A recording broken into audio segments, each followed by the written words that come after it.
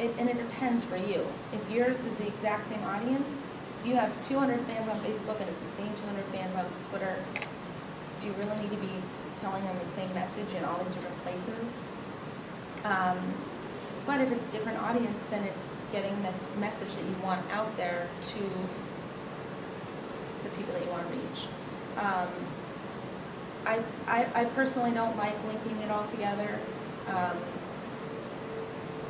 but I really think it's a personal preference. It's the same, you know, with Twitter and LinkedIn and with Facebook with your security settings. With Twitter, you can select if you want people to be able to just openly follow you, or if you want to protect your tweets and approve people to follow you.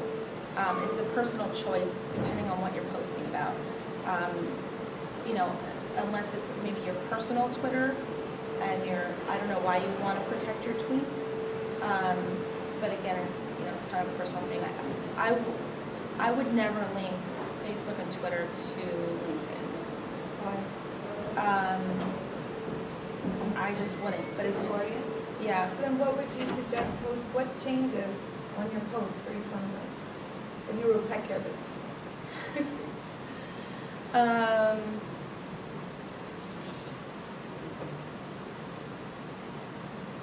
Because I've heard the same thing, I just didn't understand. If I'm posting something on Facebook, I don't know what would change if I go to post something. I guess it could be viewed kind of, Facebook is very visual. It's all about pictures and video. Whereas Twitter is maybe more about like links to news articles that are important, funny, cute, informational, whatever. You know, you can use twitpic.com and post pictures on Twitter. And then LinkedIn, to me, like you wouldn't necessarily want to put a fun picture of you at a dog event on LinkedIn. I like to put, yeah, it's just a different audience. I don't know. If it's all, again, if it's all of your same audience. I agree totally. Just like the people that are on my LinkedIn are not on my Facebook. Yeah. Because they're more of my social type of people, where the LinkedIn are former bosses of mine, and I would never have them on my Facebook. Mm-hmm. And those are the people that eventually are more professional. I want to cultivate a business relationship where I have my mom on Facebook, right, and I have me at a wedding dancing. Right. So I don't want my former boss to be seeing that picture, even though I'm a great dancer. I still don't think that it's appropriate for, you know. So that's why I think I don't know if that makes sense. You guys all have LinkedIn? Yeah. So. Yeah, that's a very important question. That's if you're not on LinkedIn, that's the most important thing you can do for yourself. When you're looking for a job, yeah, let's talk about LinkedIn for a minute. LinkedIn can be a fantastic resource for you personally and for your business. I get leads, I get business from LinkedIn all the time. People find me on LinkedIn through a connection, and they send me an email that they're looking for PR. This happens on a regular basis. The best thing you can do is take a nice picture of yourself, put on a nice shirt, sit somewhere in a well-lit room, and have your friend take a nice picture of you if you don't have a professional headshot. That should be your LinkedIn photo. Put your entire resume on there. The more information you have on there, the better. You can put a lot of detail on there of what groups you were in college, and find people that you know and ask them to write recommendations for you. I use LinkedIn as my Rolodex. Whenever I do a lot of networking events, I meet a lot of people, and as soon as I get, my process is, as soon as I get back to my computer, I take out all the business cards and I find them on LinkedIn. This way, now we're connected. If they switch companies, if they change their email address, if they move, if they change their phone number, I have all of their updated contact information. Let's say I had a conversation with someone at a networking event about something in particular that's interesting to me. I might just remember their first name. I might, a year from now, I might only remember their last name. I might only remember their business name. and I can type that into my LinkedIn, and it'll come up with who that contact is. Instead of going through like this crazy like stack of cards, that I think is the most valuable part of LinkedIn. But as you know, students, you're going to be looking for a job soon. You want some recommendations on your profile. Anyone that you've ever worked for, as long as it was a good relationship, you want to find them on LinkedIn and ask them to recommend you. Letters of, physical letters of recommendation, no one's asking for those anymore. If you can show that you're recommended on LinkedIn, it also shows a lot of credibility, because you can prove that it actually came from that person.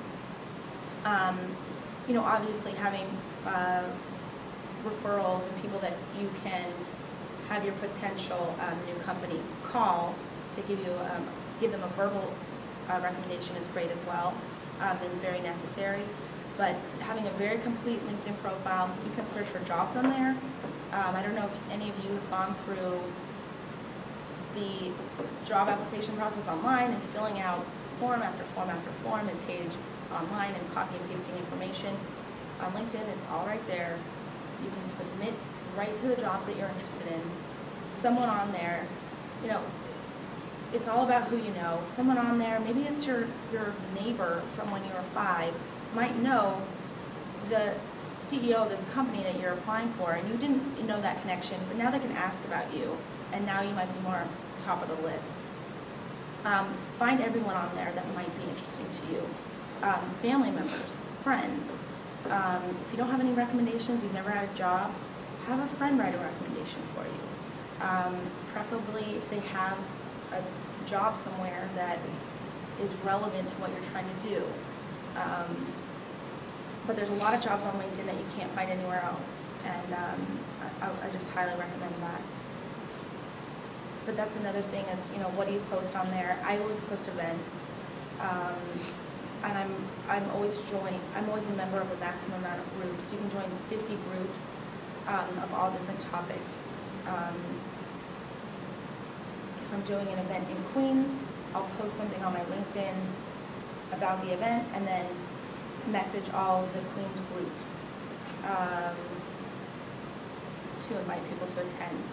And I guess I'm constantly hosting and planning events, so there's some events that I'll promote on LinkedIn and different events that I'll promote on Facebook, depending on what type of event it is and who would be interested in coming.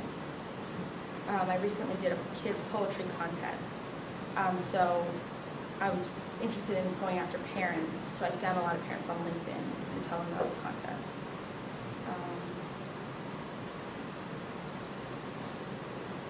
Does anyone have any other questions? Any questions about LinkedIn? I have a question on, we've talked briefly about, and maybe some of you guys can jump in on this, how effective is Twitter to your business? Because to me, I use LinkedIn, I use Facebook, I get involved. I simply don't use Twitter because, and this is my own personal belief, I think it's kind of silly. And I want to get a professional's opinion on how effective Twitter is to actual, and I've just read a study like 60% of the tweets that go unanswered don't even get looked at. And it seems very time consuming, so.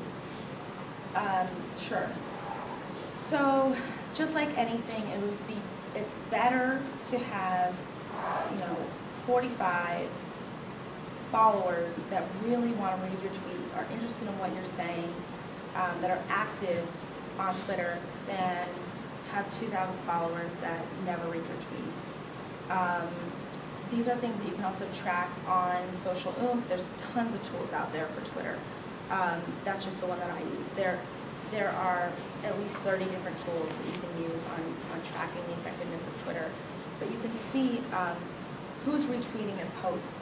You can see who are your most valuable followers, who's clicking on your links, who's retweeting them, who's clicking them as their favorite. And those are the people that you want to, maybe follow up with. A couple of success stories, I guess, with Twitter. In August, it was New York City Pet Fashion Week. There was one of my clients makes dog sweaters, and we kind of like got word that the Advocate might be coming, which is the country's largest LGBT newspaper. So, and she's part of that community. So we wanted to make sure that they came to our booth at Pet Fashion Week. So on Twitter, we sent them a direct message, come to our booth. They came by. That was the only story that they did an entire feature on this client about her dog sweaters and didn't talk to any of the booth. That's a way that I like to use social media too, is it's sometimes getting contact information that's hard to get to. You can, almost every media outlet has a Twitter page. You can direct message them.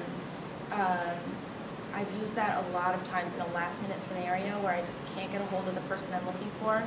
I'll send them a direct message on Twitter because they often check it more regularly than anything else. Some people get their Twitter feed on their phone. Those people read it more often than the people who don't. That's also how I use Facebook. If I'm trying to get contact information for someone that's hard to get to, sometimes it's just on their info page, and you can just go on there, get their email address, and contact them directly. Same with LinkedIn. I'm friends with a ton of reporters on LinkedIn. Again, I always get their updated contact information, and they're usually open to connecting with me on LinkedIn. You don't want to with all of these tools, you don't want to spam people. You don't want to just try to get whoever you can. It's really about making a connection with them. Maybe finding them on LinkedIn, and then now you have their contact information, and you can read about them. You can learn about what they're into, and send them a very personalized message with a topic or an event or a product that they are interested in doing. Not sending them everything that you have. Yep. I actually just wanted to attest to that because part of my job here at Wagner is to bring a bunch of filmings to happen here, so a lot of movies and stuff like that. So about a year ago, I was thinking about how I can advertise the school as a location set, for film. So I started thinking about LinkedIn. I started thinking about Facebook.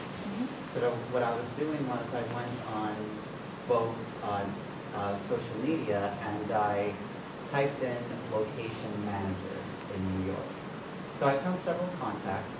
I then was sending messages to these people, telling them who I was, but I, instead of selling them something directly, I was trying to I was trying to portray myself as somebody who's just very interested in the field, which I am.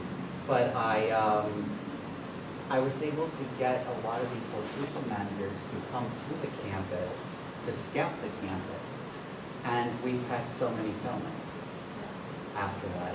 And a lot of that is because they didn't really know about a beautiful green campus on Staten Island. And then they found out, I linked them to our website, they came out here. And another thing too is I'm very interested in marketing, particularly in entertainment. So I was looking of doing some kind of temp work at a television network. So what I did was I went on LinkedIn. Long story short, I typed in NBC, CBS, and all these networks. I wound up doing an internship at NBC, and this was after I graduated. Usually it's positions that are given to undergrads. But I wound up doing it, and it just happens to be that the person who was my supervisor happened to be somebody who had gone to Wagner like several years ago. So it was a pretty cool connection that I wouldn't have known until I actually went on. There's a lot of stories like that from LinkedIn.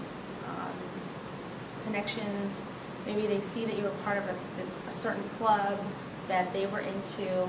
All of these connections that you can create with someone, I guess, increases your interest factor for that person.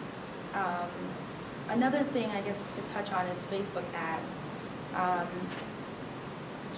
On Facebook, do you guys